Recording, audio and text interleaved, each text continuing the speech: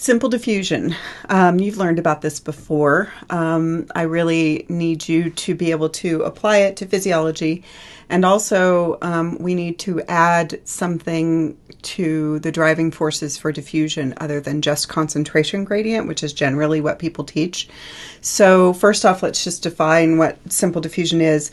Really, what it is if you have a high concentration of some kind of solute in one location and a low concentration in the other location, then the particles, molecules, whatever they are, they just smash into one another over and over again until they end up giving each other even space, right? So it is moving particles net from their high concentration to their low concentration.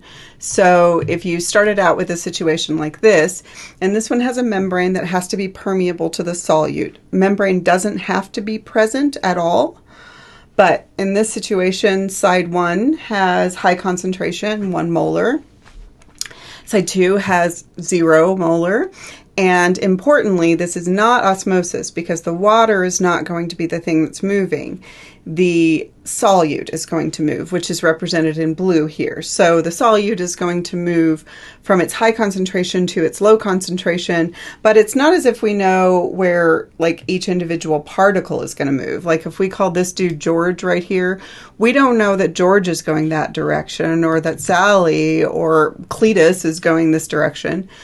We just know the net movement over time will tend to look like this, so that the particles end up being equally spaced. So the net flux is how they refer to it. The net movement is from high to low, but each individual particle is not directed in its movement. Now, so if you looked at this with just like a simple graph, what would diffusion look like? So if, for instance, you had a simple graph with concentration of solute here, and let's just do locations, northeast corner, southwest corner of a room, let's say. And if initially at time 1, you had high concentration in the northeast corner and low concentration in the southwest corner, then all you need is a little time, and then what is this graph going to look like over time if diffusion has occurred? So what it's going to look like, is it going to look like that? No, it's not going to look like that. That would be directed movement to the southwest corner. It's just random movement so that they end up equaling one another out. And importantly, no energy is required. So it's basically like, I know you've probably got family or people that you have ridden in cars with, even if they're not your family. And if it's ever happened to you that somebody gets a little flatulent in your car, if you have children, that's definitely going to happen to you. And they're way in the back, right? Sitting in a car seat, or maybe they're a teenager and they're not sitting in a car seat. Teenagers think it's hilarious, at least mine do. And somebody decides to let one, you got a high concentration of stink particles back there. Do they need to do this to get the stink to go to you? They don't, right? Just give it a little time and all the stink particles will run into one another and they will diffuse up to your unsuspecting driver's seat. So, does this work well over long, long distances? So, for instance, we have an RV. It's been really nice this summer because you can't go anywhere without one. And it's 35 feet long. If somebody is flatulent in the very, very back of the RV, is it going to effectively get to the front? Probably not, right? So distance matters. Diffusion works best, what do you think, over small or large distances? Works best over small distances. So for instance, if I want oxygen to go from outside the cell to inside the cell, the diffusion can be an effective mechanism. But if I want oxygen to go from my respiratory tract to my little toe, diffusion is not going to be adequate to get it there.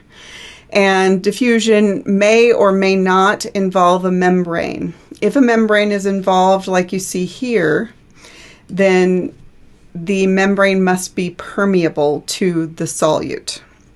Okay, so let's go back and check just a little bit of anatomy for a second. What about the effect of increased surface area for diffusion across a membrane. So let's just look at something that you probably dealt with in anatomy.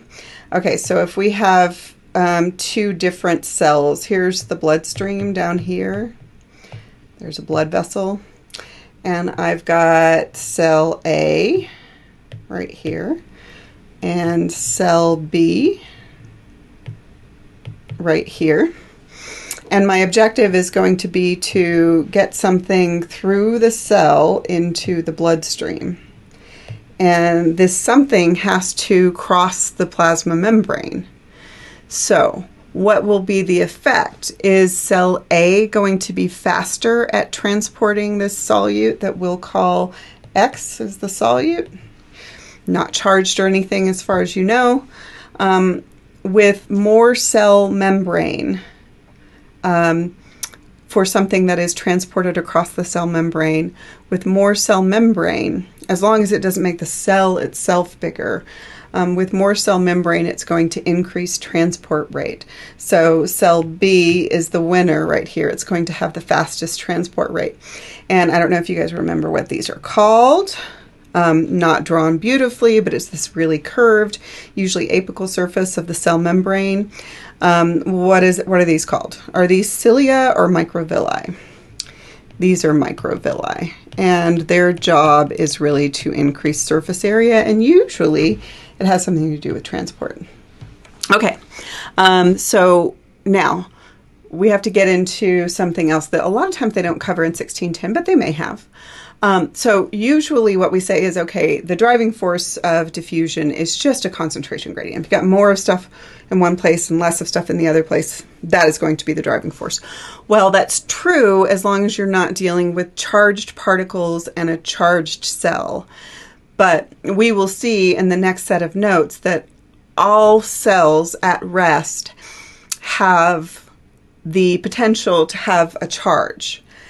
And so that means that here's how kind of cells look at rest. And we'll figure out why later, but just trust me for a minute. Okay, we have the intracellular fluid and the extracellular fluid. What is true for cells is that they tend to be positively charged just outside the cell membrane. Get tired of drawing these, just keep imagining, and negatively charged on the inside of the cell membrane. And this matters when you are talking about diffusion of charged particles. So if we talk about diffusing something charged, remember what we said before was that if we try to move, let's try to move something charged, like let's try to move sodium, right? Sodium has a positive charge, the sodium ion.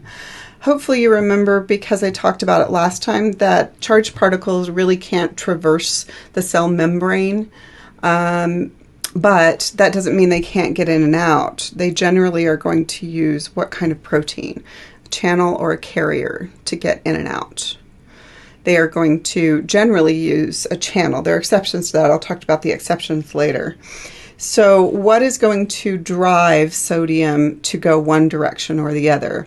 Well, sodium actually is driven by two things. It's driven by its concentration gradient, which means where is sodium high and where is sodium low. And I'll go ahead and tell you that generally speaking, the concentration gradient goes high on the outside, low on the inside, and that would make sodium want to go in, right? But in addition, sodium is a positively charged ion, and then I told you that the inside of the cell is a negative charge. So it's really two things that are attracting sodium inside the cell. Collectively, we call those the electrochemical gradient. The electro part is you're attracted to opposite charges, and the chemical part is the concentration gradient.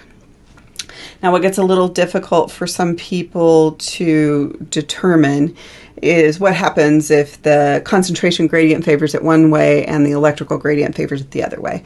And there's a way to calculate that. It's called the Nernst equation. But I also have a sort of quick cheat for you that I'll teach you a little later for doing that. Anyway, the reason that charged particles like ions diffuse is more correctly described as their electrochemical gradient than their concentration gradient. Okay, now we already talked about these channels. I had you draw them before. If diffusion can't occur straight through a cell membrane, it can go through a channel. Channels that are always open are leak channels. And then there are gated channels. And gated channels, there are ligand gated. Ligand gated channels are opened when something binds to them, a chemical binds to them. And just to hook this with our first set of notes, the ligands that we're talking about are often chemical messengers that are released from other cells. So cell A could release something that says, hey, open that sodium channel. And that ligand binds to the ligand-gated sodium channel and opens it. So it could be a neurotransmitter, it could be a hormone, it could be a paracrine or autocrine agents. So those are examples of chemical messengers that I'm asking for here.